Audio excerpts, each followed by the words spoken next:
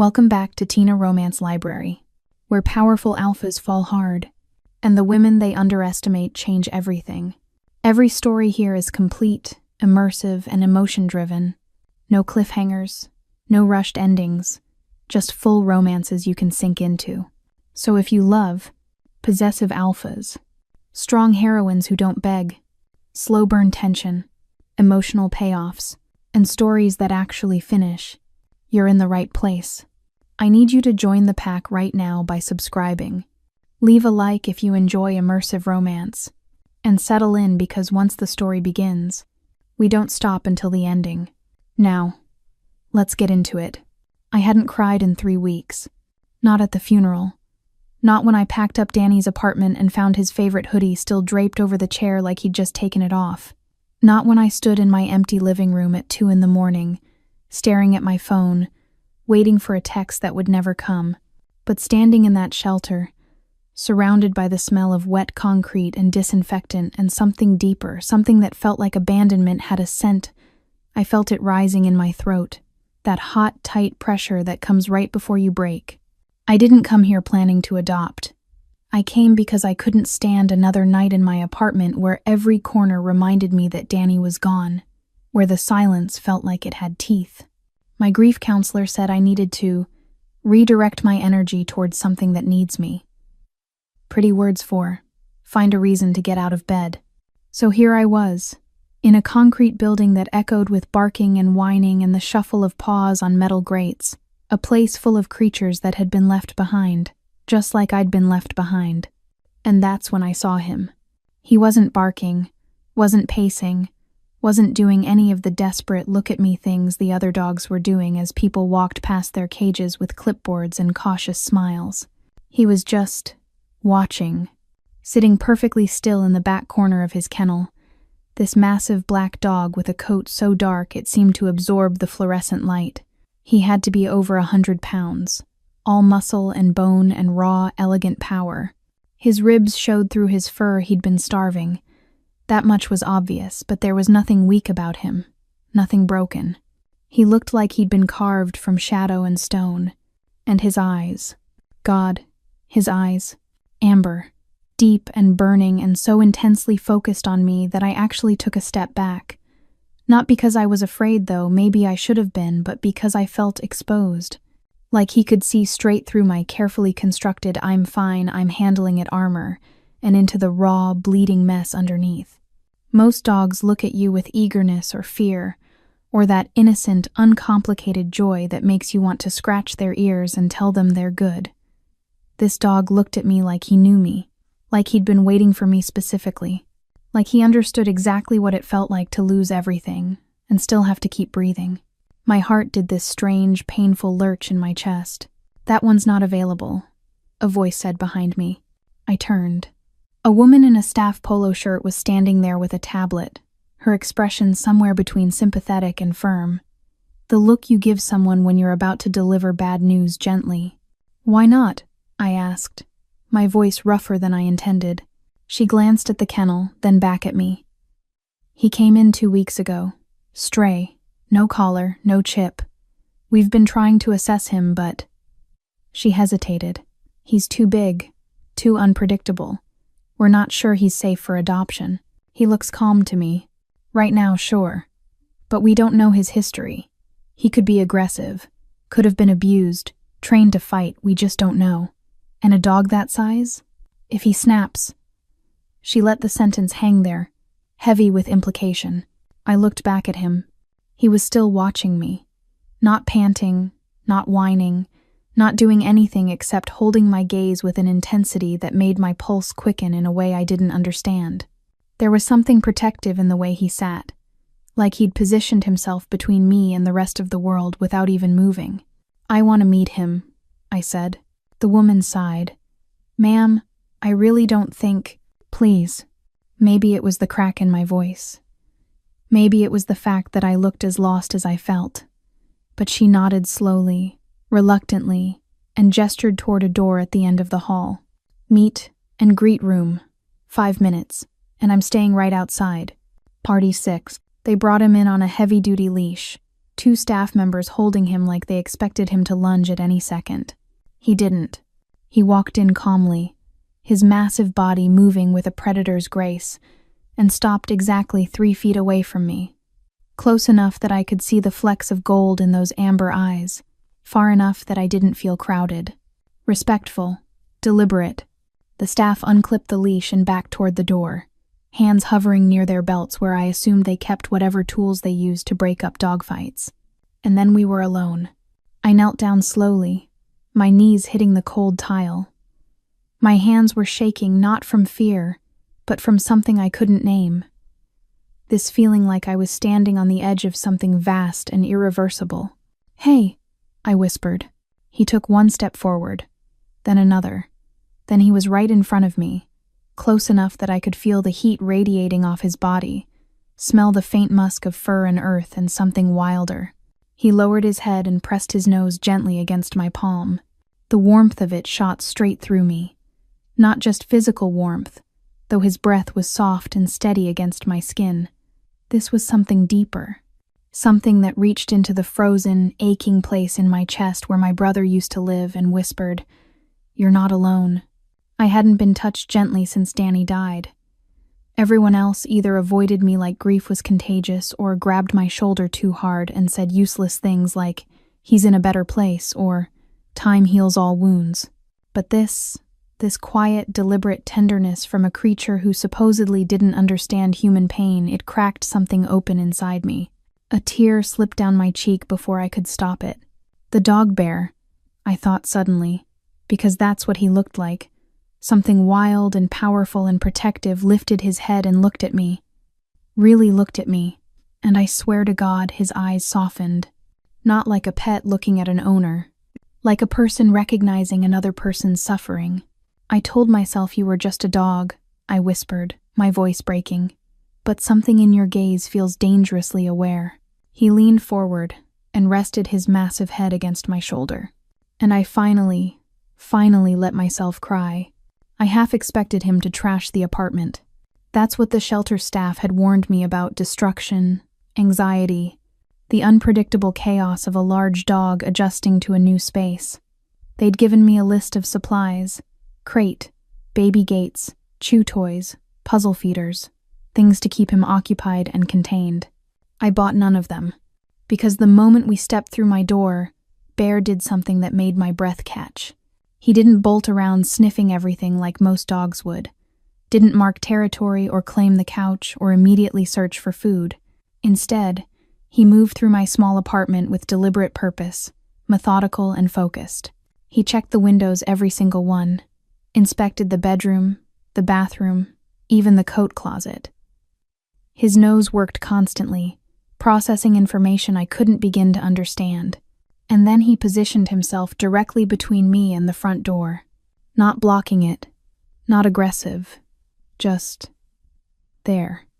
Sentinel still, amber eyes tracking my every movement as I set down my keys and tried to pretend my hands weren't shaking. "Making yourself at home?" I asked, my voice too bright, too forced. He didn't move, didn't wag his tail or pant or do any of the normal dog things. He just watched me with that unnerving intelligence, and I felt it again, that sense of being truly seen, protected, guarded by something that understood threats in ways I never could. I laughed, but it came out shaky. "Okay, so I have a very intense roommate now. Good to know." He blinked slowly, and I could have sworn something like amusement flickered in those eyes. That first night I couldn't sleep. I lay in bed staring at the ceiling, listening to the sounds of the apartment settling around me. Normally, this was when the loneliness crushed me, when the darkness pressed in, and I reached for my phone to text Danny before remembering, again, that he was gone. But tonight, I heard breathing, deep, steady, coming from the floor beside my bed where Bear had stationed himself without being asked. Not on the bed, he seemed to understand boundaries I hadn't needed to explain. Just close enough that I could reach down and touch him if I needed to. I did need to. My fingers found the soft fur behind his ear, and he made a low sound, not quite a growl, not quite a purr. something rumbling and content that vibrated through my palm and somehow made the tightness in my chest ease. "Thank you for being here," I whispered into the darkness. His tail thumped once against the floor, and for the first time in 3 weeks, I slept through the night. Minas Morris, the mill where I worked, was a 20-minute walk from my apartment. I'd been dreading it, leaving Bear alone, coming home to find my security deposit destroyed by anxiety and separation. I'd even called in sick twice since adopting him, unable to face the moment of walking out that door. But I couldn't hide forever. Bills didn't pay themselves, and my boss's patience had limits. So on Monday morning, I filled Bear's water bowl, left out food, and knelt down in front of him with my heart hammering against my ribs. "I have to go to work," I said, feeling ridiculous for explaining myself to a dog. "I'll be back at 6. I promise. You'll be okay here." He stared at me with those amber eyes, and something in his expression looked almost resigned, like he understood exactly what I was saying and hated it but accepted it anyway. I pressed my forehead against his. "Be good." Then I left before I could change my mind. I made it 3 hours before the guilt became unbearable. I texted my supervisor some excuse about a dentist appointment and practically ran home, my heart pounding with irrational fear that Bear would be gone, that he'd somehow escaped or disappeared or decided I wasn't worth staying for. But when I rounded the corner to my building, I stopped dead. Bear was sitting on the front steps, just sitting there, massive and patient, like he'd been carved from stone, waiting. My neighbor Mrs. Chen was standing a careful distance away, clutching her purse like she expected him to lunge at any moment. "He's been there since you left," she said when she saw me. "Hasn't moved, hasn't barked, just watching the street." My throat went tight. "Bear?" His head whipped toward me, and the transformation was instant. His whole body went from statue still to vibrating with barely contained energy. But he didn't run to me. He waited until I climbed the steps, until I was close enough to touch, and then he pressed himself against my leg so hard I almost fell over. "How did you even get out?" I murmured, checking the door. Still locked. The windows, second floor, all closed. Impossible. But there he was. I should have been angry, should have worried about what this meant, about how to contain a dog who could apparently escape at will. Instead, I felt something dangerous blooming in my chest. Relief. Pure, overwhelming relief that he'd wanted to find me. "Okay," I said softly, threading my fingers through his fur. "Okay, you win. You're coming to work with me." And Shen, the mill supervisor, took one look at Bear and said absolutely not. I begged. I promised he'd stay outside, wouldn't bother anyone, wouldn't be a liability. I might have used my dead brother as leverage. Might have let my voice crack just enough to make it clear I was barely holding it together. He sighed. "One incident and he's banned. Clear? Crystal." So Bear spent his days lying in the shade outside the mill entrance, waiting. 12 hours. That's how long my shifts ran during busy season. 12 hours of grinding machinery and cotton dust and aching feet. And every single day, through the grimy windows, I could see him out there. Workers started leaving him water. Someone brought scraps from their lunch. But Bear barely acknowledged them. His focus stayed locked on that door, waiting for me to emerge. When I finally did, exhausted and covered in lint, he'd stand and shake himself off and walk beside me like those 12 hours had been nothing.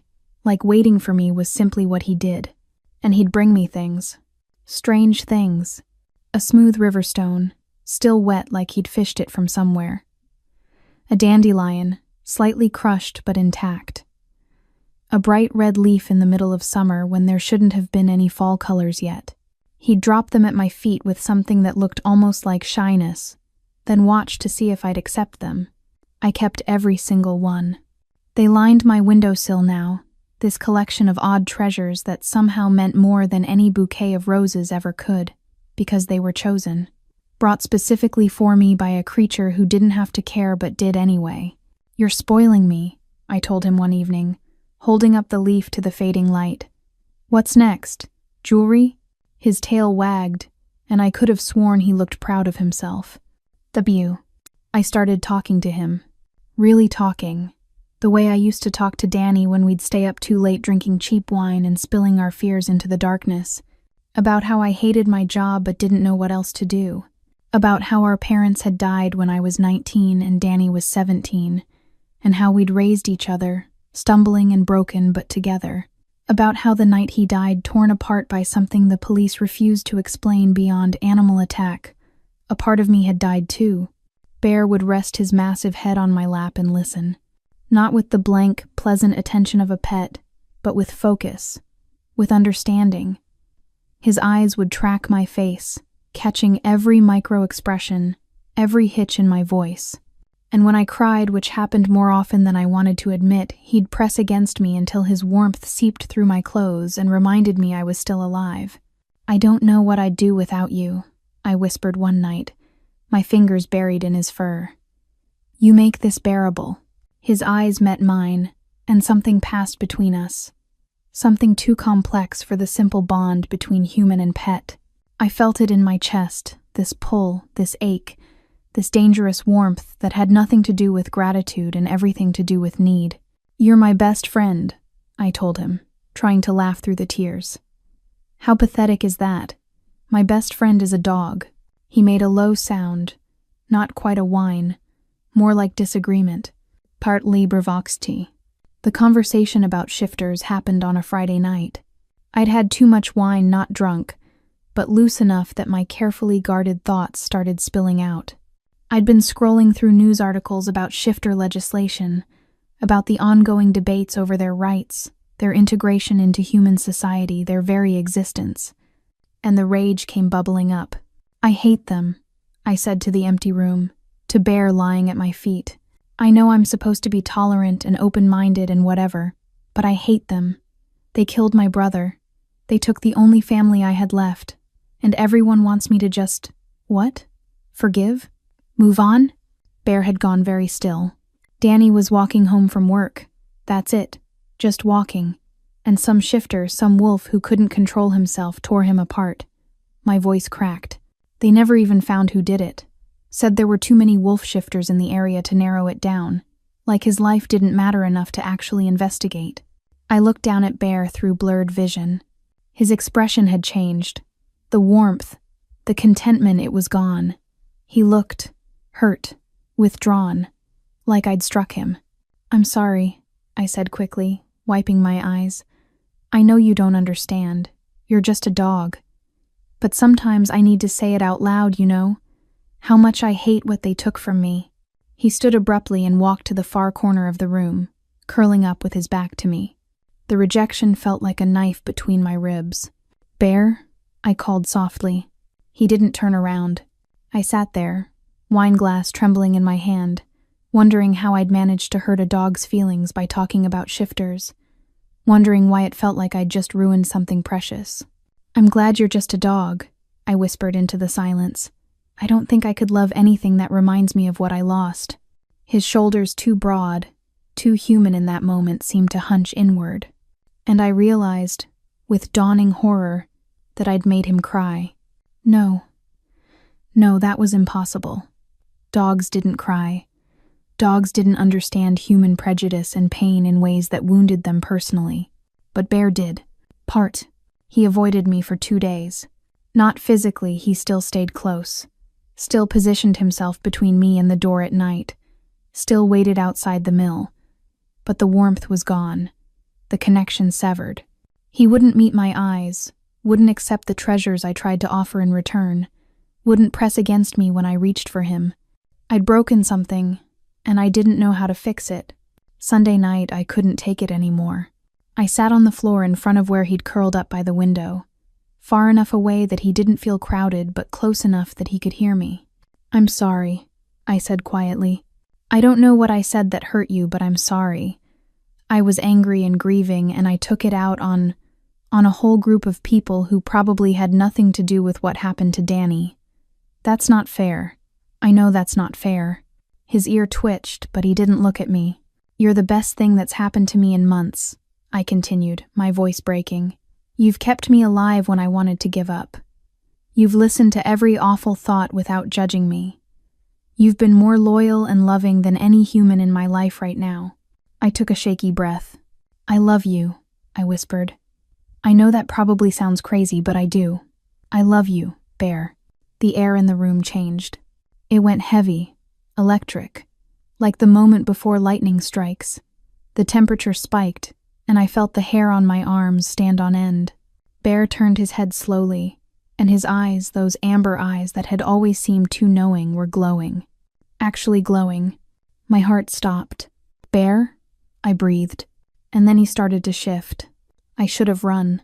Every instinct I had left the ones that had kept me alive through my parents' death, through Danny's murder, through 3 weeks of suffocating grief, screamed at me to move, to get to the door, to put distance between myself and whatever was happening in front of me. But I couldn't move. I couldn't even breathe, because Bear's body was breaking apart. Not violently. Not with the horror movie gore I'd seen in films about shifters. This was something else entirely. Something that looked almost like unraveling, like watching a tightly wound thread finally allowed to loosen after being held too long. His fur rippled, darkened, seemed to sink into skin that emerged beneath it. Bones cracked and reformed with sounds that made my stomach turn. But his eyes, those glowing amber eyes, never left mine, like he was begging me not to look away, not to abandon him in this moment of transformation. The air shimmered around him, heat waves in my tiny apartment that smelled suddenly of pine and earth and something wild that made my head spin. And then where my dog had been, there was a man, naked, kneeling on my floor exactly where Bear had been lying, broad-shouldered and powerfully built, with golden skin covered in scars that told stories of violence and survival. His hair was black as ink, falling past his shoulders in waves that caught the lamplight. Every muscle was defined, coiled with the same predatory grace Bear had possessed. But it was his face that made my heart stop. Sharp cheekbones, strong jaw covered in dark stubble, full lips pressed together like he was holding back words that might shatter everything. And those eyes, those same amber eyes that had watched me cry, that had softened when I hurt, that had seen straight through every defense I'd ever built. "No," I whispered. "No, no, no, please." His voice was rough, unused, like gravel wrapped in honey, deep and resonant and so achingly familiar even though I'd never heard it before.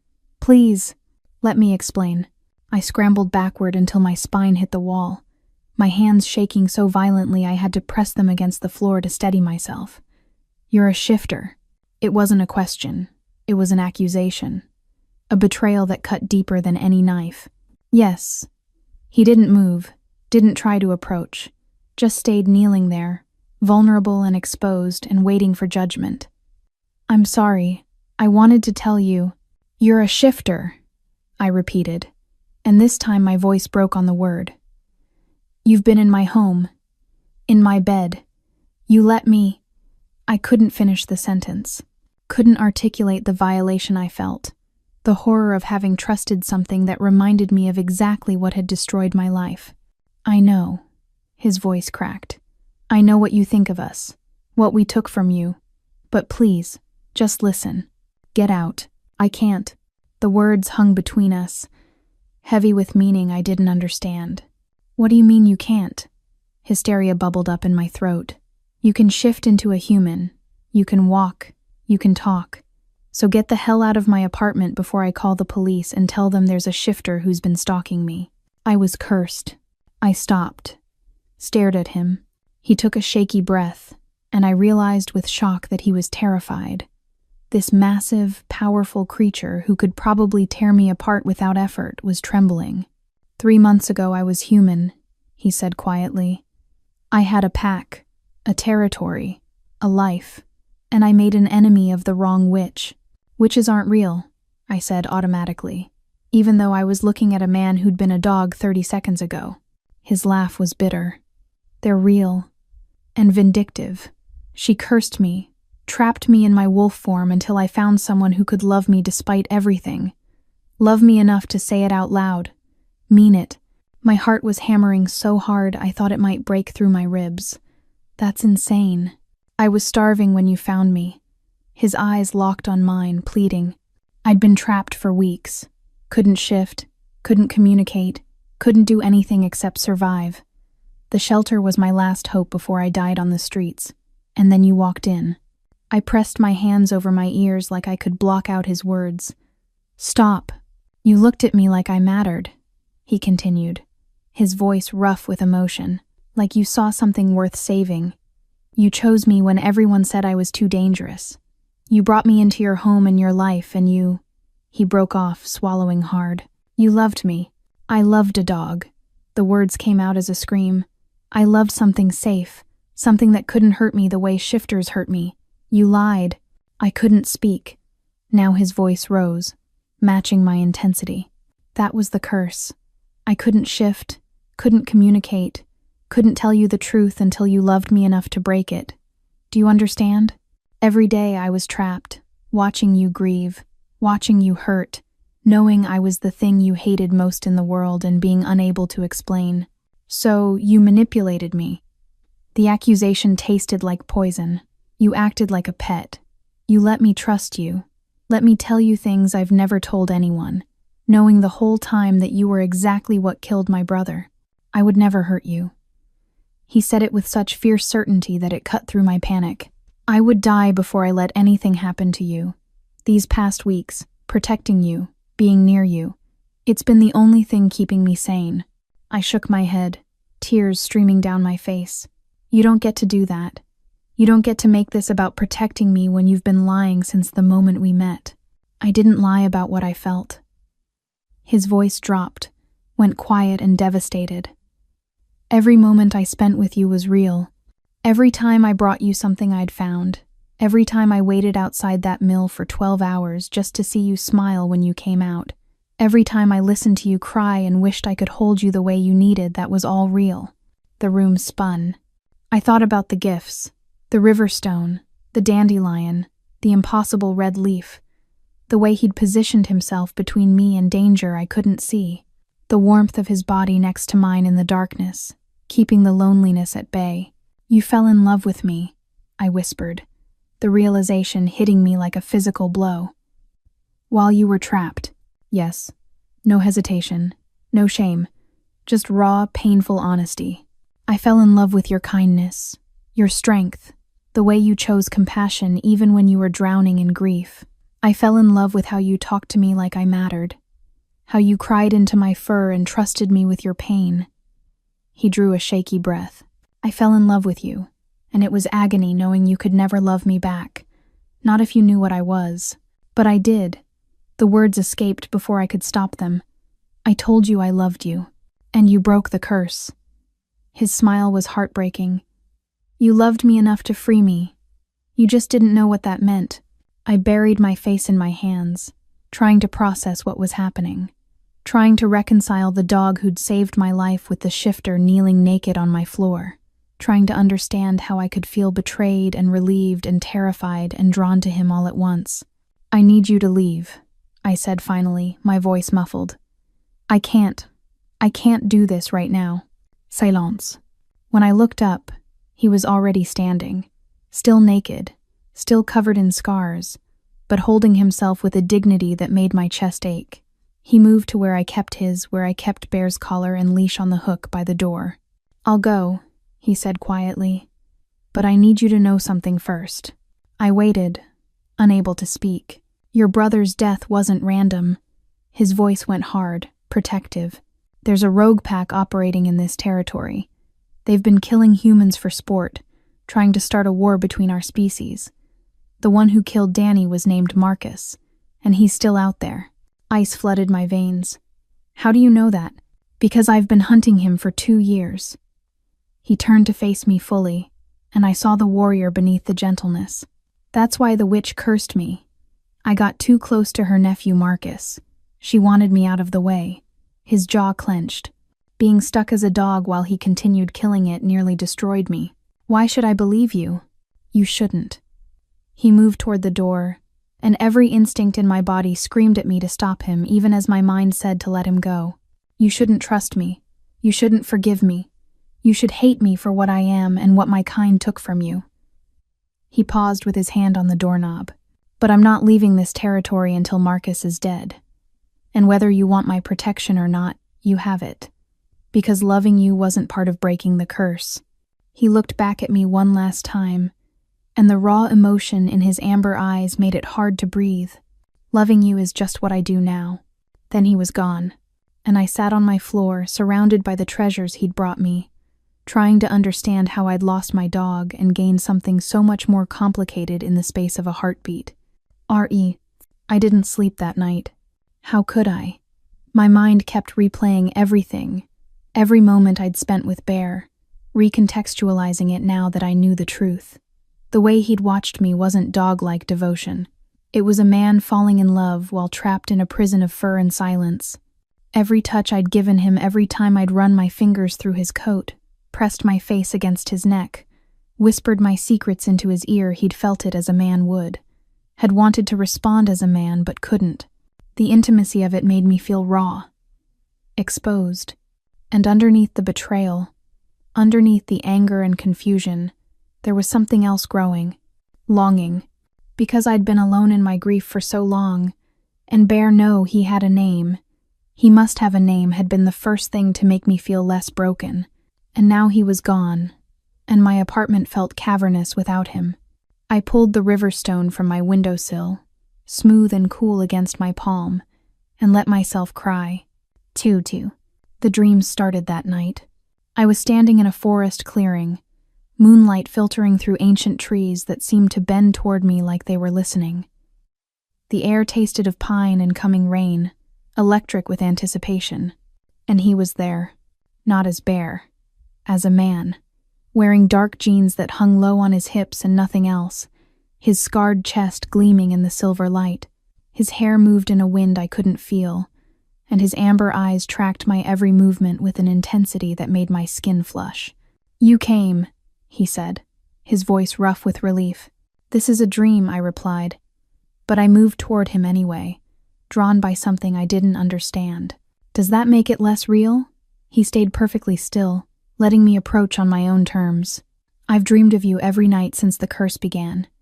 Dreamed of being able to talk to you, touch you the way I wanted to." I stopped just out of reach, my heart racing. "What's your name?" "Kale." The name rolled off his tongue like a confession. "My name is Kale." "Kale," I repeated, and something in his expression cracked open at hearing me say it. "Say it again." It wasn't a command, it was a plea. "Kale." He closed his eyes, breathing hard like I'd struck him. "I would give anything to hear you say my name in waking, to have you look at me the way you looked at Bear, like I was something worth keeping. You lied to me. I survived the only way I could." His eyes opened, blazing with emotion, "And I would do it again if it meant having those weeks with you, knowing you, being trusted by you. Even if you hate me now, those weeks were worth everything." I should have been afraid. Should have remembered that this was a shifter, that his kind had murdered Danny, that trusting him was dangerous. But in the dream, with moonlight painting his skin silver and his eyes full of desperate longing, all I felt was pull. "I don't know how to forgive you," I whispered. "I'm not asking for forgiveness." He took one step closer, then another, until I could feel the heat radiating off his body. "I'm asking for a chance. To prove that what you felt for Bear, what you feel, it isn't wrong. It's the most right thing I've ever known." His hand lifted, hovering near my face but not quite touching, waiting for permission. I leaned into his palm. The contact sent electricity singing through my nerves. His skin was warm, calloused, and when his thumb brushed across my cheekbone, I heard him make a sound low in his throat, relief and hunger and something that felt like coming home. "I've wanted to hold you like this since the first night," he breathed. "When you cried yourself to sleep and I couldn't do anything except lie there and wish I could be more. Kale, I know what I am." His other hand came up to cup my face, gentle despite the leashed power in his frame. "I know what you think of shifters, but I need you to understand. You're not just the person who broke my curse. You're the person I want to protect, to cherish, to—" He cut himself off, jaw clenching. "To what?" My voice came out breathless. His eyes met mine, and the raw need there made my knees weak. "To claim," he said roughly, "in every way that matters, Not because of magic or curses, but because you're mine and I'm yours, and I felt it the moment you knelt in front of that cage and saw me. The forest spun around us. This is insane, I whispered. Yes. His forehead pressed against mine, and I could feel his heart racing as fast as my own. Completely insane. But tell me you don't feel it too. Tell me I'm alone in this and I'll walk away. I'll hunt Marcus and protect you from a distance and never ask for anything more. I couldn't tell him that, because I did feel it. This impossible pull toward a man who'd been my dog, who was a shifter, who represented everything I should hate but somehow felt like the only solid thing in my collapsing world. I can't do this, I said instead, even as my hands came up to rest against his chest, feeling the thunder of his pulse beneath scarred skin. Then wake up. His voice was barely a whisper. Wake up and forget me. Forget what we could be. I'll understand. But I didn't want to wake up. I wanted to stay here in this dream forest where nothing was complicated, and I could touch him without consequences, and the way he looked at me made me feel seen in ways I'd never experienced. Kale, I breathed. And then I kissed him. The kiss shattered something inside me. His lips were softer than I expected, but the way he responded, the way his whole body went rigid with shock before melting into me, was pure desperation, like he'd been starving for this, for me. His hands tightened on my face, angling my head to deepen the kiss, and I heard him make a sound low in his chest, part growl, part groan, entirely inhuman. It should have terrified me, should have reminded me what he was. Instead, it set something wild loose in my blood. I gripped his shoulders, feeling muscle and heat and the barely leashed power thrumming beneath his skin. He kissed me like he was trying to memorize the taste of me, like this might be the only time he ever got to touch me like this and he was going to make it count. When we finally broke apart, both gasping, his eyes had gone molten gold. That wasn't fair, he said roughly, his thumb tracing my swollen lower lip. What wasn't? Kissing me in a dream. His voice was wrecked. Now I'm going to spend every waking moment desperate to know if you taste this good in reality. Heat flooded through me. Kale. The forest dissolved. I woke in my bed, alone. My lips still tingling and my heart racing like I'd actually been running through moonlit woods. The pillow beside me was cold, empty, and I ached. End of 40. He came back 3 days later. I'd spent those days in a fog, unable to focus at work, unable to sleep without dreaming of amber eyes and calloused hands and a voice that said my name like a prayer. Mrs. Chen had asked if I was sick. My supervisor had threatened to write me up for distraction. I barely noticed, because every night the dreams came. Kale in the forest, Kale reaching for me, Kale telling me things that made my chest tight and my body warm and my resolve crumble a little more each time. I'm not staying away because I don't want you, he'd said last night. His forehead pressed against mine while the dream world pulsed around us. I'm staying away because you asked me to. But if you want me back, if you want to try this, all you have to do is say my name, out loud, in the waking world, and I'll come. Now it was Friday evening, and I stood in my apartment staring at the collection of treasures on my windowsill, trying to convince myself I didn't want to call him. It didn't work. Kale, I whispered to the empty room. Nothing happened. Relief and disappointment warred in my chest. Maybe the dreams were just dreams. Maybe he'd moved on, decided I wasn't worth. Someone knocked on my door. My heart stopped. I crossed the apartment on shaking legs and looked through the peephole. And there he was, Kyle, fully dressed this time in jeans, and a dark Henley that stretched across his shoulders, his black hair tied back, his amber eyes fixed on my door like he could see through it. I opened it. We stared at each other. You called, he said simply. I didn't think it would actually work. I've been waiting 3 blocks away since I left. His voice was rough. Hoping you'd change your mind. Terrified you wouldn't. The vulnerability in his admission made my throat tight. I don't know what I'm doing. Neither do I. A ghost of a smile touched his lips. I've never been in love before. Never been human after being trapped as a wolf. Never wanted someone who had every reason to hate me. He took a careful step closer. but I know I'd rather be uncertain with you than certain without you." I stepped back, letting him in. He crossed the threshold like it was sacred ground, his eyes tracking over the apartment, over the treasures still on the windowsill, over the dog bed I hadn't been able to throw away, over me standing there in leggings and an oversized sweater trying not to fall apart. "I kept them," I said, gesturing to the stone and leaf and flower. "Even after I knew, I couldn't—" I broke off. "I'm glad." He moved to the windowsill, picked up the smooth river stone with careful reverence. "I found this in the creek by the mill. Spent 20 minutes fishing for it because the way it caught the light reminded me of your eyes when you laugh." My breath hitched. "The dandelion was from Mrs. Chen's garden," he continued. "I stole it while she was yelling at me to get away from her roses. Nearly got hit with her broom." His smile was soft. "Worth it. And the red leaf? Magic." He set the stone down and turned to face me fully. "There's a dryad who owes me a favor.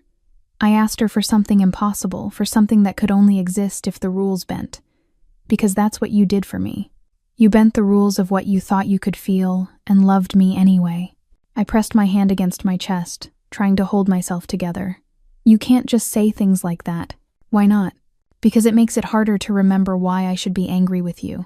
"Then stop trying to remember." He moved closer, and the air between us went electric. "Be angry. Be hurt. Be whatever you need to be. But let me stay while you figure it out. Let me prove that what you felt for Bear wasn't misplaced, it was just incomplete."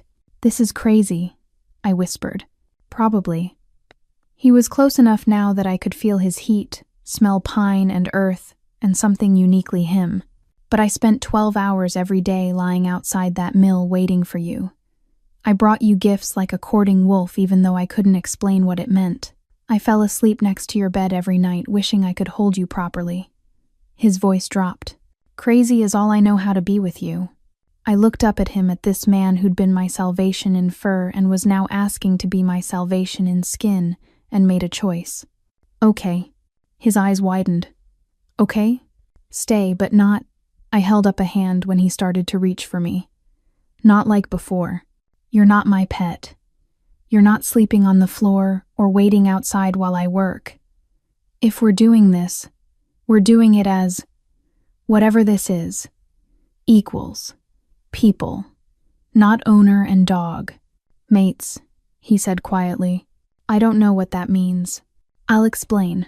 All of it, I promise."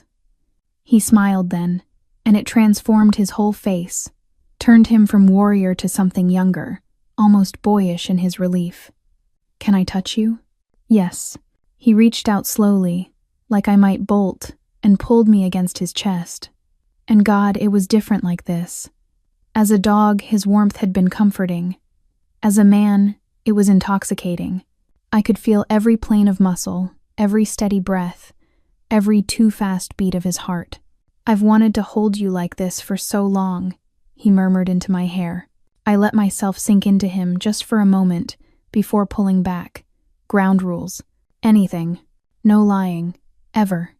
I don't care if you think the truth will hurt me, I need honesty. Done. No shifting without warning me first. I need time to get used to that." He hesitated. "What if I can't control it?" "What do you mean?" "Strong emotions trigger the shift," he admitted. "Fear, rage, desire, they all make the wolf rise. I'm usually better at controlling it, but around you," he swallowed hard. "Around you, everything I feel is amplified. I'll do my best, but I can't promise perfect control." The idea that I affected him that strongly sent heat curling through my stomach. "Okay, then warn me when you can." "I will. And you have to tell me about Danny, about Marcus, about whatever vendetta got you cursed." My voice hardened. "If someone killed my brother and you know who it was, I deserve the truth." Pain flickered across his face. "I'll tell you everything, but not tonight. Tonight, let's just—" He brushed a strand of hair back from my face. "Let me just be here with you, please." I should have pushed, should have demanded answers immediately. But I was tired of fighting, tired of grieving, tired of being alone. So I nodded. "Tomorrow," I said. "Tomorrow you tell me everything. Tomorrow, he agreed. Ari Ard. Watching Kale try to be human again was both hilarious and heartbreaking. He burned breakfast because he forgot you had to actually watch the stove. He tried to drink coffee straight from the pot before I stopped him. He stood too close to everything, the counter, the furniture. Me, like he hadn't quite remembered personal space was a thing humans observed. Sorry, he muttered when I gently pushed him back for the third time. Wolf instincts. Pack animals don't do distance well. How long were you trapped? 3 months as a full wolf. But I've been a shifter my whole life, so human habits sometimes feel like the uncomfortable mask, not the other way around. He watched me move around the kitchen with that unnerving intensity, especially now. Why especially now? His eyes tracked me as I reached for mugs, his gaze heavy enough that I felt it like a physical touch. Because now that I can have you, now that you've let me stay, every instinct I have is screaming at me to get closer, to touch you, to make absolutely sure you're real and safe and mine. The possessiveness in that last word should have bothered me. It didn't. I'm not yours, I said anyway, testing. His jaw clenched. No, you're not. Not yet.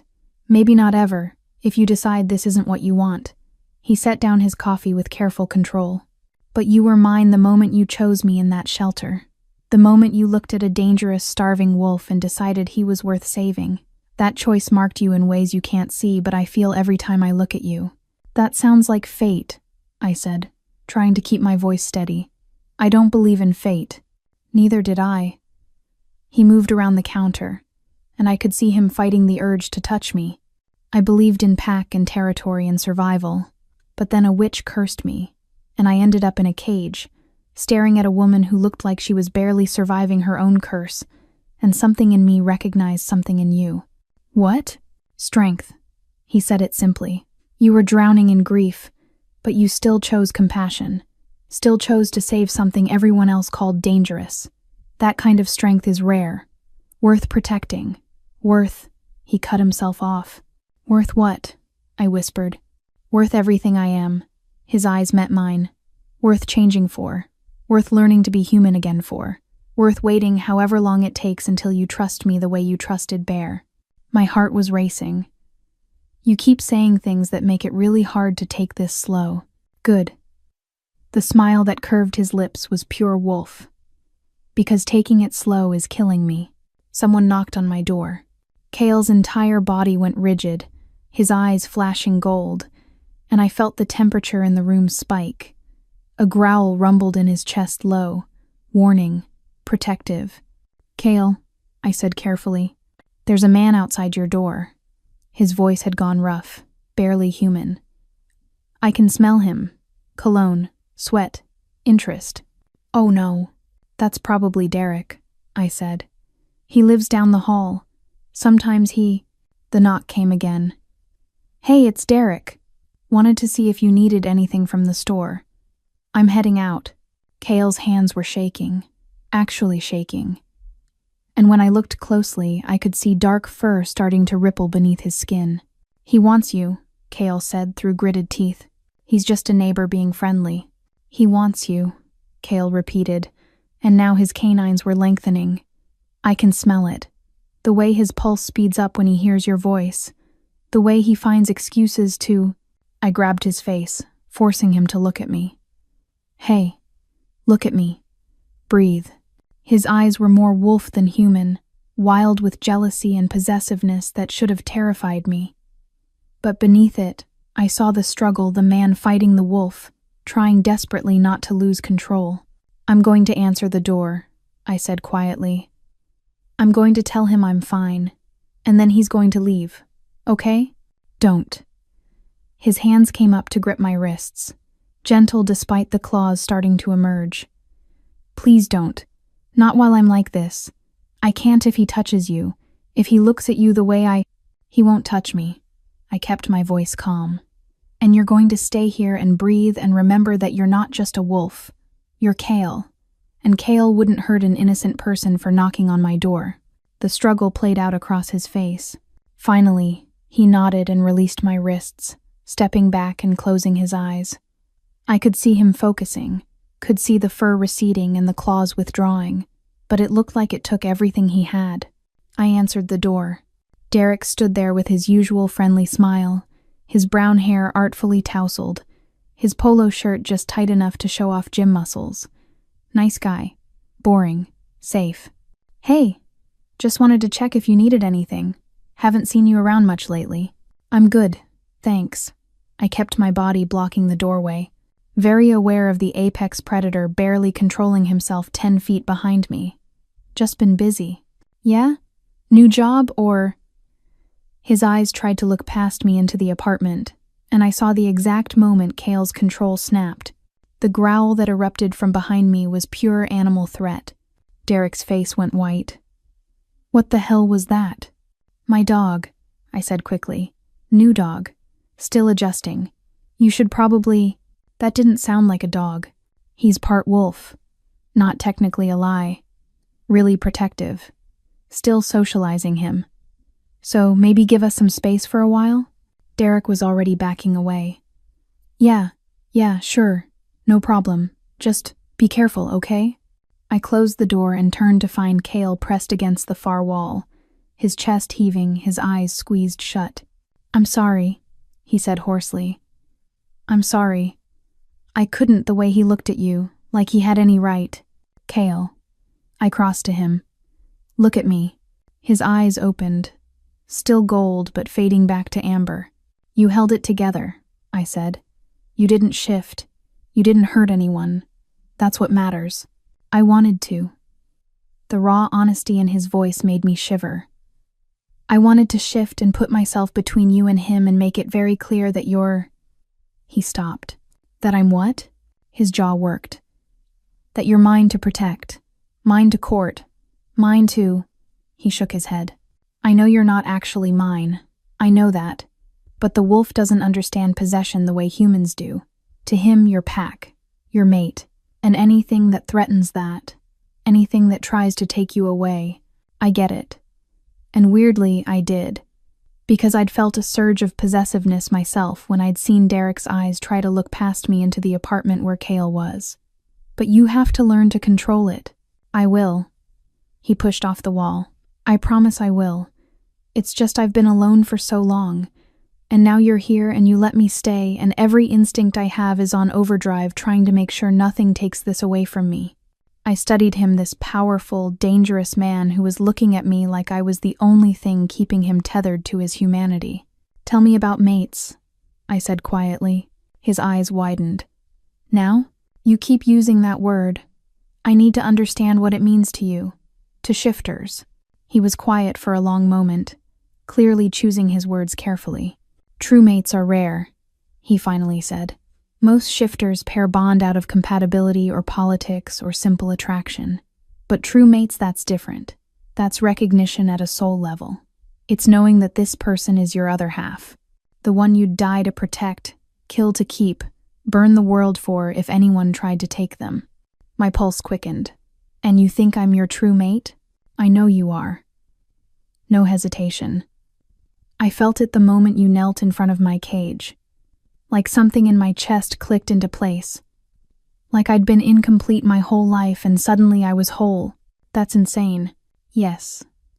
A slight smile. But so is a curse that traps you in your wolf form until someone loves you.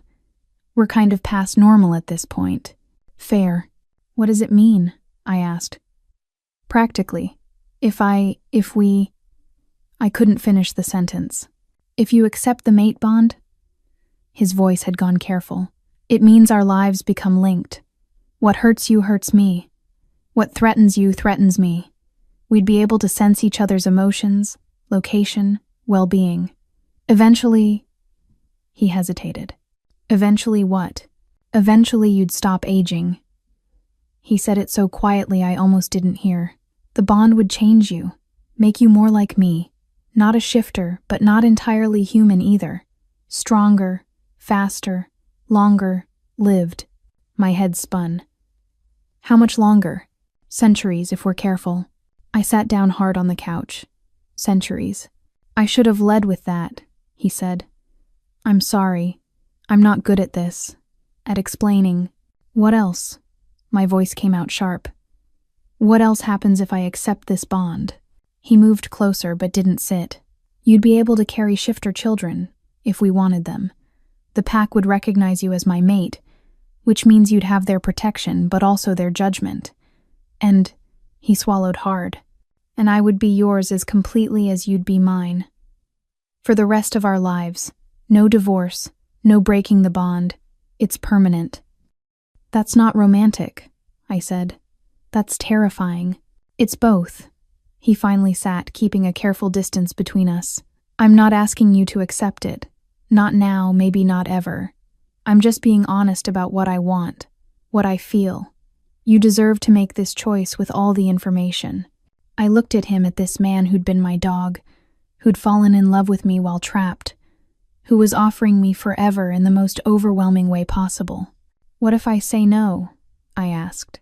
What if I decide this is too much and I want you to leave? Pain flashed across his face, but his voice stayed steady. Then I leave.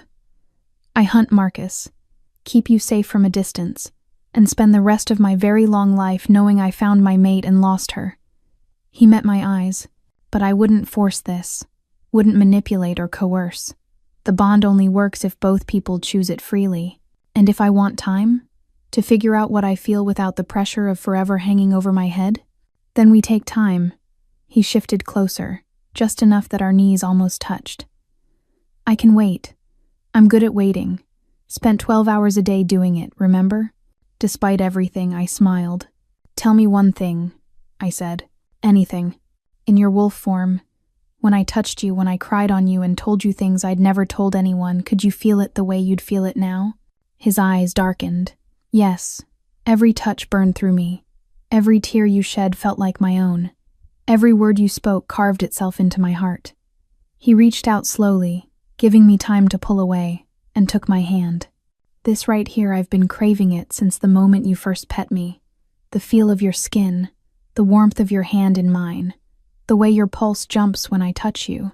My pulse was definitely jumping. This is a lot, I whispered. I know. He brought my hand to his lips, pressed a kiss to my knuckles that made heat pool in my stomach. But you don't have to decide anything tonight. Just let me stay. Let me show you that what you felt for Bear wasn't wrong. It was just the beginning.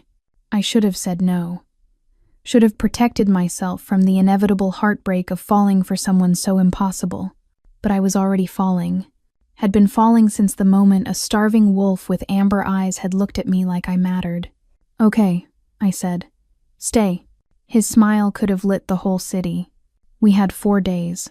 4 days of learning how to exist in the same space, him remembering how to be human, me learning how to be around someone who wasn't entirely human. 4 days of small moments that felt enormous. Making coffee together in the morning, him sitting too close on the couch while we watched movies. The way his hand would find mine without thinking. Like touching me was as natural as breathing. 4 days before everything shattered. 2. It was past midnight when I woke to Kale's hand clamped over my mouth. His eyes were blazing gold in the darkness, his body coiled with tension. He pressed a finger to his lips, then leaned close enough that his breath ghosted across my ear. Hunters, he whispered. 3 of them. Outside. My heart kicked into overdrive. I nodded that I understood, and he slowly removed his hand from my mouth. Where? I breathed. Fire escape. Front door. They're coordinating. His jaw clenched. They know what I am. Someone told them a shifter's been staying here. Derek. It had to be Derek. He'd seen Kyle that day. Heard the growl. Probably reported it to whatever local hunter organization operated in the city. I'd read about them in the news vigilante groups that claim to protect humans from dangerous shifters. Some worked with the law. Most didn't. What do we do? My voice was steadier than I felt. You hide. Bathroom. Lock the door. Don't come out until... Glass exploded inward from the living room window. Kale shoved me behind him as 3 figures in tactical gear poured through, one from the window, one crashing through the front door, one dropping from the fire escape into the bedroom. They moved with military precision, crossbows raised, each bolt tipped with something that gleamed silver in the moonlight. Stand down, Wolf, the one from the front door said. Male, mid-40s, with the kind of voice used to being obeyed. "We're not here to kill you, just taking you into custody until we can verify you're not a threat." Custody. Kale's voice had dropped to something barely human. "You mean a cage?" "If necessary." The hunter's crossbow didn't waver. "We've had reports of aggressive behavior, threatening a human resident." "I didn't threaten anyone." "That's not what we heard. The woman from the fire escape moved to flank us. You've been living here unregistered. No pack affiliation on file. No documentation. That makes you a rogue, and rogues are dangerous." "I'm not—" Kale cut himself off as the third hunter raised his crossbow. That's when I saw it. Around Kyle's neck, barely visible beneath his shirt, was a thin silver collar. I'd noticed it before, thought it was a chain or necklace, something he'd worn as a human, but now it was glowing with the same sickly light as the crossbow bolts. Spelled silver, magic designed to suppress shifters. "The collar," I whispered. "Kale, the witch's failsafe," he said through gritted teeth. "In case the curse broke, to keep me weak enough that I couldn't—" The first bolt fired. Kale moved faster than anything human, twisting sideways, but the silver collar flared and he stumbled. The bolt meant for his chest buried itself in his shoulder instead, and his roar of pain shook the walls. "No!" I lunged forward, but the female hunter grabbed me, yanking me back. "Stay out of this, ma'am. We're trying to help you." "Help me?" I thrashed against her grip.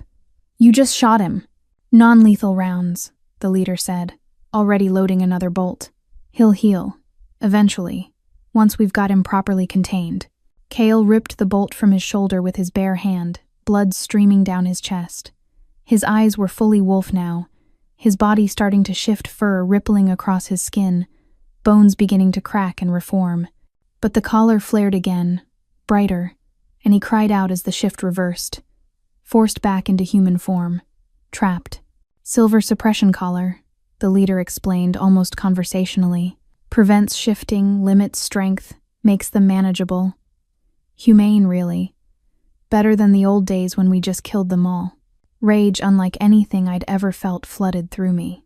These people had broken into my home, had shot the man who'd been protecting me. We're talking about caging him like an animal while he bled on my floor. "Get out," I said.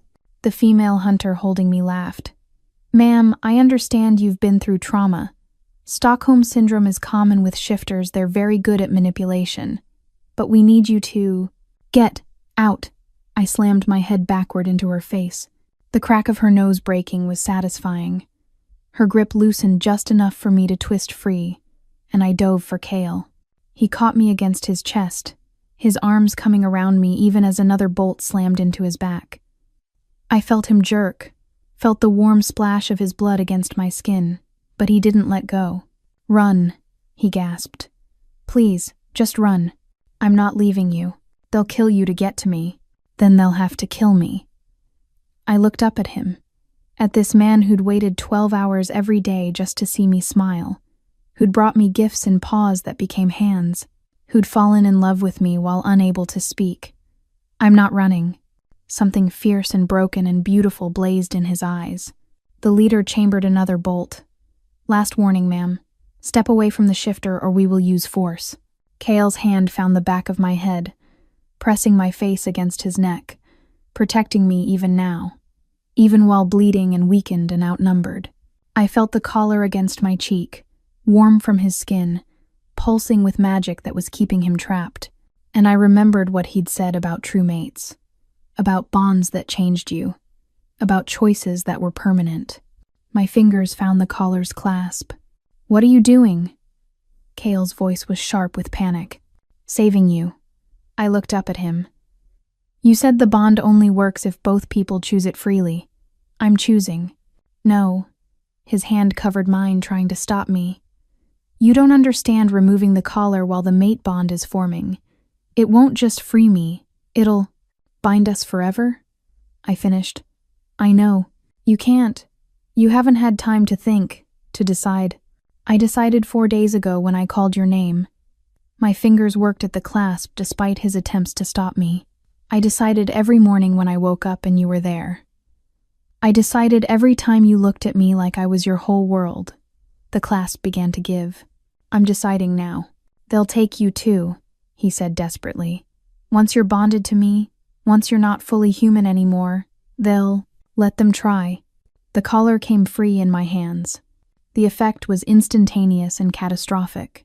Magic exploded outward from Kale's body, raw, primal, the accumulated power of 3 months, trapped and suppressed and chained, finally breaking free. The hunters were thrown backward, slamming into walls hard enough to crack plaster. The windows that weren't already broken shattered. The air itself seemed to scream, and the collar in my hands turned molten. I couldn't drop it. My fingers were locked around burning metal that seared through skin and muscle and straight into bone. Pain like I'd never imagined consumed me, white-hot and absolute, and I heard myself screaming. But beneath the pain, something else was happening.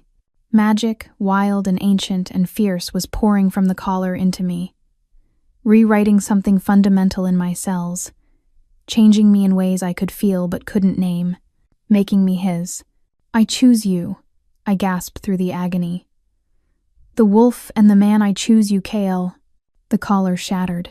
Pieces of spelled silver clattered to the floor, smoking and dead, and the magic stopped burning, stopped hurting, settled into my chest like a second heartbeat that pulsed in perfect rhythm with Kale's. I looked up. Kale was shifting, but not into the black wolf I'd known. This was something else entirely, something bigger, more powerful, touched by the magic that had just bound us. His form rippled between man and beast, neither and both, until he stood before me as something that made the hunter's weapons look like children's toys. Alpha King. The thought whispered through my mind in a voice that wasn't quite mine. Mate. Mine. His eyes still amber. Still Kyle found mine. And then he moved. What happened next was brutal and efficient and over in seconds. The hunters didn't stand a chance against an alpha who'd been suppressed for months and had just found his mate threatened. Kale didn't kill them. I felt his restraint through the bond we now shared, felt him fighting the instinct to eliminate threats permanently, but he made it very, very clear they were never coming near me again. When it was over, when the hunters were unconscious and disarmed and no longer a danger, Kale shifted back to human form and collapsed. Kale! I caught him before he hit the floor, barely managing to support his weight. He was shaking violently, his skin fever-hot, his breathing ragged. The bullet wounds were still bleeding, the silver poisoning his system even without the collar's suppression. I'm okay, he gasped, but he wasn't. I could feel it through the bond, the pain, the weakness, the fear. Not for himself. For me. What did you do? His hand found my face, trembling. What did you? You bonded yourself to me. You're not fully human anymore. You'll live for centuries. You'll be tied to me forever. What did you do? I saved you. I pressed my forehead against his. And I'd do it again. They'll hunt you now. His voice broke. Once word gets out that you're mate, bonded to a shifter, you'll never be safe. I was never safe. I cut him off. Not after Danny died. Not living alone in this city. Not until a starving wolf looked at me like I was worth protecting. I pulled back enough to meet his eyes. You've been keeping me safe since the moment I chose you. Now it's my turn. Tears tracked down his face. You shouldn't have had to choose this, but I did choose it. I kissed him soft and sure and sealing the bond that now thrummed between us like a living thing. I choose you, Kale. Every part of you. The man who brings me river stones. The wolf who waited 12 hours just to see me. The alpha who'd burn the world to keep me safe. He made a sound between a laugh and a sob and pulled me against his chest, careful of his wounds but unable to resist holding me close. I love you, he whispered into my hair. I've loved you since you knelt in front of that cage. I'll love you until the stars burn out. I love you too, and saying it felt like coming home. Even when you're being overprotective and possessive and growling at my neighbors. Derek deserved it. I laughed, despite everything, despite the broken window and unconscious hunters and the blood staining my floor, despite the fact that I'd just irrevocably changed my life, my future, my very biology. None of it mattered, because I could feel him now. Not just physically, but deeper in my chest where the bond lived. I could feel his love, his relief, his bone-deep certainty that I was his and he was mine, and I'd never felt less alone. "We need to go," I said finally, "before they wake up, before more come." "Where?" He tried to stand, faltered, and I helped steady him. "I don't know." I looked around at my tiny apartment, at the life I'd built here after losing Danny. "But we'll figure it out together." Together. He said the word like a vow. For the rest of our very long lives. I smiled. "That's a lot of time to learn how to make coffee without burning it. I'll master it eventually." His hand found mine, threading our fingers together. "I have centuries now." We did have centuries. And we'd start by getting out of this apartment, finding somewhere safe, figuring out what came next. But I wasn't afraid anymore, because I had Kale, and he had me, and the bond between us was stronger than any hunter's weapon. I'd chosen the wolf and the man, and he'd chosen me right back. Forever. Varan. Not literally, Kale could barely walk with silver poisoning working through his system. But we grabbed what we could carry, left the unconscious hunters zip-tied with their own equipment, and disappeared into the pre-dawn streets before anyone else could come looking. Mrs. Chen watched from her window as we left. I saw the curtain twitch, saw her face pale when she noticed the blood on Kyle's shirt, but she didn't call out, didn't try to stop us. Maybe she understood more than I'd given her credit for. We made it 3 blocks before Kale had to stop, leaning heavily against a brick wall while he fought to stay conscious. The silver was spreading. I could see dark veins creeping up his neck, could feel his pain through the bond like it was my own. "You need to shift," I said. "Let the wolf heal you." "Can't." His breathing was labored. "The silver's in too deep. Shifting now would distribute it through my whole system. Kill me faster." Fear spiked through me. "Then what do we do?" "There's a safe house." He pushed off the wall, stumbled, caught himself. 2 miles north. Pack territory. They can... He broke off, his hand pressing against his ribs where another bolt had caught him. 2 miles might as well have been 200 in his condition. I looked around the empty street, at the first hints of dawn painting the sky, at the man I'd just bonded myself to forever who was dying from silver poisoning, and I made a decision. "Shift anyway," I said. "I just told you. I know what you told me, but you also told me the mate bond changes things, makes me not fully human anymore." I held up my hands, the ones that had grabbed a spelled silver collar and survived. "Maybe it made you not fully shifter either. Maybe the bond can help filter the silver if you shift. That's a theory. You have a better one?" He stared at me, and I felt his fear through the bond. Not for himself, for me. For what would happen if he shifted and it killed him, leaving me bonded to a dead mate. "Trust me," I said softly. "The way I trusted you." Something in his expression broke open. He shifted. The transformation was agonizing. I felt every second of it through our connection. Felt the silver fighting against the change. Felt his body trying to reject the poison even as it spread. But I also felt something else. The bond activating. Magic flowing between us, back and forth, using me as a filter for the worst of the silver's effects. It hurt. God, it hurt. Like swallowing acid and broken glass. But I gritted my teeth and held on, letting the bond pull the poison through me and out, using my newly changed biology to process what his couldn't. When it was over, when Kale stood before me as the massive black wolf I'd first met, the silver veins were gone. He was breathing hard, his amber eyes wide with shock, and I was on my knees, vomiting silver-tinged bile into the gutter. "I'm okay," I gasped when he whined and pressed his massive head against my shoulder. "I'm okay. It worked." He shifted back to human, catching me before I could fall over. "Never do that again," he said roughly. "Never take poison meant for me. We're bonded now." I wiped my mouth with shaking hands. "Your pain is my pain. Might as well make it useful." "That's not..." He cut himself off, pulling me against his chest. "You're insane. You fell in love with me anyway." "I did." He kissed the top of my head. "God help me, I did. Paistu. The safe house turned out to be a cabin 30 miles outside the city, accessible only by a winding trail through dense forest. Kyle carried me most of the way in his wolf form, letting me ride on his back while he navigated terrain no human could manage alone. It should have been terrifying clinging to a massive predator as he leaped over fallen logs and splashed through icy streams. Instead, it was freedom, the wind in my hair, the powerful muscles moving beneath me, the absolute trust required to let him take me into the wilderness without question.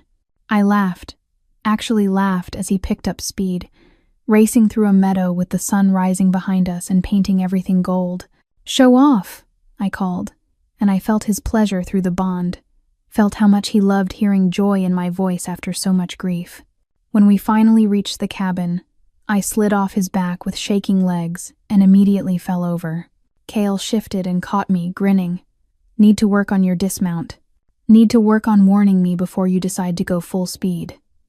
I shot back, but I was smiling too. The cabin was small but well-maintained, one room with a fireplace, a bed that had seen better days, and enough supplies to last a few weeks. "Pack resources," Kale explained, "for members who needed to disappear for a while." "How long do we stay?" I asked, watching him build a fire with practiced efficiency. "Until I can contact my pack. Let them know what happened. Make sure the hunters aren't tracking us." He glanced at me. "And until we figure out what comes next." What came next? A lifetime, multiple lifetimes stretching ahead of us. I'd accepted the bond in a moment of crisis, but now the reality was settling in.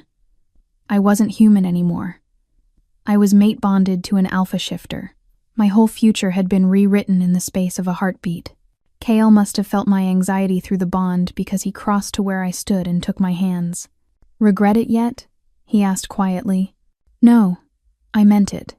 Terrified, maybe, but not regretful." "Good." He pulled me closer.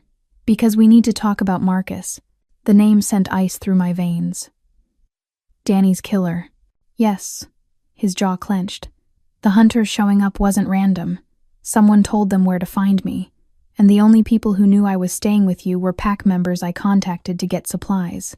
"You think there's a traitor in your pack?" "I think Marcus has been consolidating power while I've been gone. 3 months is a long time for an alpha to be missing." His eyes darkened. "By now he's probably convinced half the pack that I abandoned them, that he should be alpha instead. So we can't just go back. Not without proof of what he's done, not without enough support to challenge him." He stroked his thumb across my knuckles. "And not without making sure you're protected. Because the moment he finds out about you, about what you mean to me, you become a target. Then we get proof." I said it like it was simple. Like I wasn't talking about hunting down my brother's murderer. Kale studied my face. "You understand what that means? What I'll have to do to Marcus when we find him? Kill him." "Yes." No hesitation.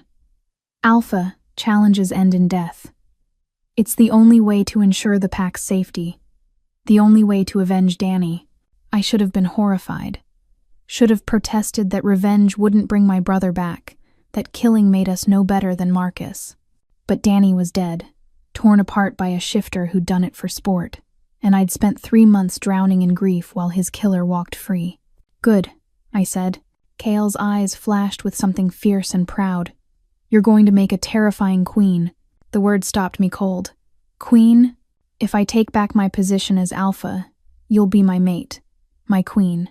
He said it matter-of-factly, like it wasn't a complete upending of everything I'd known. "The pack will answer to you as much as to me. Your word will be law. Your safety will be their priority. I don't know how to be a queen. You know how to stand up to hunters while mate, bonding during a fight." He smiled. "I think you'll figure out the rest." Ensentin. 3 weeks later, we reached the Northern Kingdom. That's what Kale called his territory, not a pack, but a kingdom. Hundreds of shifters spread across a vast wilderness, living in a compound that looked like a cross between a small town and a fortress. And every single one of them was staring at me. "They can smell the bond," Kale murmured as we walked through streets lined with wolves in human form. "They know you're mine. They know I'm back. They don't look happy about it." Marcus has had 3 months to poison them against me. His hand tightened on mine. This won't be easy. The throne room, because apparently Shifter Kingdoms had those, was exactly what I'd imagined. Massive. Stone walls covered in tapestries depicting wolf hunts and ancient battles. A raised dais at the far end where 2 thrones sat. One was empty. The other held a man who looked enough like Kale to be his brother.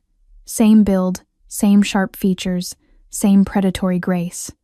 But where Kale's eyes were warm amber, this man's were cold calculation. Marcus.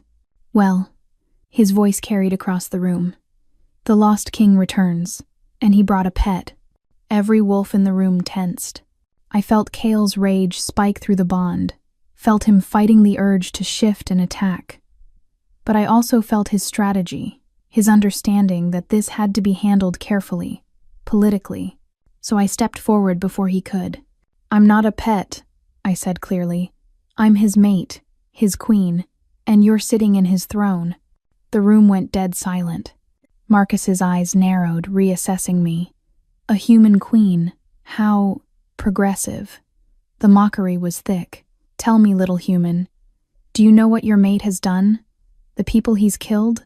The laws he's broken? Do you know what you've done?" I shot back. "The humans you've murdered? The war you're trying to start?" Bold words from someone who could snap like a twig. "Try it." I took another step forward, letting him see that I wasn't afraid. "Touch me, and find out what an alpha king does to threats against his mate." Kale was beside me in an instant, his presence a wall of barely controlled violence. "Challenge me properly, Marcus, or get off my throne." "Your throne?" Marcus stood slowly. "You abandoned us, disappeared for 3 months without word. The pack needed leadership, and I provided it. You used my absence to consolidate power and continue your killing spree. Prove it." And that's when the doors burst open. A young wolf, barely more than a teenager, stumbled in, bleeding from a dozen wounds. His eyes found Kyle with desperate hope. "Alpha," he gasped. "I have proof, files, witnesses, everything you need to—" Marcus moved faster than should have been possible, shifting mid-leap, going for the boy's throat. But I was faster. The bond had changed me, made me stronger, quicker, more than human. I threw myself between Marcus and the boy, catching the full weight of a massive wolf against my body. We went down hard. His jaws snapped inches from my face, his claws raked across my ribs, and Kale lost control completely. What happened next was brutal and absolute. 2 alphas fighting for dominance, for pack, for mate. The throne room erupted into chaos, wolves choosing sides, the air thick with violence and magic and the metallic scent of blood. But I couldn't watch Kale fight, because the boy was dying in my arms. "Stay with me," I said, pressing my hands against his worst wounds. "What's your name?" "Miles," he choked out. "I'm Miles. I tried to stop him. Marcus. I saw what he was doing, gathered evidence, but he—" "Shh, don't talk." I could feel his life slipping away, could feel how young he was, barely 17, a child caught in a monster's game, and something in me snapped. The bond flared not with Kale's power, but with something of my own, something the mate bonding had awakened. I felt magic pour from my hands into Miles's wounds, felt my own life force knitting his torn flesh back together, healing him. When his eyes cleared, when his breathing steadied, I looked up. The fight was over. Kale stood in the center of the room, back in human form, covered in blood that wasn't his. At his feet lay Marcus, still alive, but broken, defeated. "Yield," Kale said. Marcus spat blood. "Never." "Then die." Kale's claws extended. "Wait." My voice cut across the room. Every eye turned to me as I stood, helping Miles to his feet. "He deserves death," I said clearly. "For Danny. For every human he's killed. For what he's done to this pack." I moved to stand beside Kyle. "But we're not monsters. We're better than him. He'll never stop," Kale said quietly. "As long as he lives, then we make sure he can't hurt anyone." I looked at the assembled wolves. "Exile. Strip him of his power, his pack, his territory. Send him into the world alone with nothing. Let him live with what he's lost. It was a worse punishment than death for a shifter. To be packless, powerless, alone. Marcus's face twisted with rage, but before he could respond, Kale's hand wrapped around his throat. My mate has shown you mercy, Kale said. I suggest you take it. Because if I ever see you again, if you ever come near my territory or my queen, I will finish this. He threw Marcus toward the doors. 2 guards dragged him out, still screaming threats, still promising revenge. But he was gone, and the throne room erupted in howls of approval. Kale turned to me, his eyes searching. You healed him, Miles. How? I don't know. I looked at my hands. The bond. It did something to me. Made me more. Made you perfect. He pulled me against him, not caring that we were covered in blood and surrounded by his pack. Made you exactly what I need. What we all need. Miles approached slowly, his eyes wide with awe. You saved my life, my queen. The title felt strange. Right. You saved ours, I said. By bringing that evidence. By being brave. He ducked his head, overwhelmed. Kyle's hand found mine, threading our fingers together. All hail your queen, he said to the assembled pack. And they howled. The coronation happened 3 days later. I wore a dress made of silver silk, a deliberate choice, a message that the poison couldn't hurt me anymore. Kale wore traditional pack regalia, all dark leather and ancient symbols. We married and crowned in the same ceremony, our hands bound with ceremonial rope while the pack bore witness. When Kale kissed me, sealing our union in the eyes of his people, I felt the bond deepen, settle, become something unbreakable. I love you, he whispered against my lips. I love you too. Entry 4. 5 years later, I stood in the same meadow where Kale had carried me on our escape from the city. But I wasn't running anymore. I was watching our daughter, 3 years old, already showing signs of her father's wolf chase butterflies through the wildflowers. Her laugh echoed across the valley, pure and joyful. Kale's arms wrapped around me from behind, his chin resting on my shoulder. What are you thinking about? He asked. About a shelter that smelled like despair, I said. About a starving wolf with amber eyes. About choosing him even though I shouldn't have. Regret it yet? Not even a little. I leaned back against him. I thought I was saving a stray, but he saved me right back. Our daughter squealed as she finally caught a butterfly, holding it gently in her small hands before releasing it back into the sky. And I smiled, because this life, this love, this impossible forever, was worth every moment of fear and pain it had taken to find it. I'd lost a brother, but I'd gained a mate, a pack, a kingdom. I'd gained everything. Thank you for listening to another emotional, magical shifter romance here on Tina Romance Library. If you enjoyed today's story, don't forget to like the video, subscribe to the channel, turn on notifications, so you never miss more powerful, heart-gripping romance stories.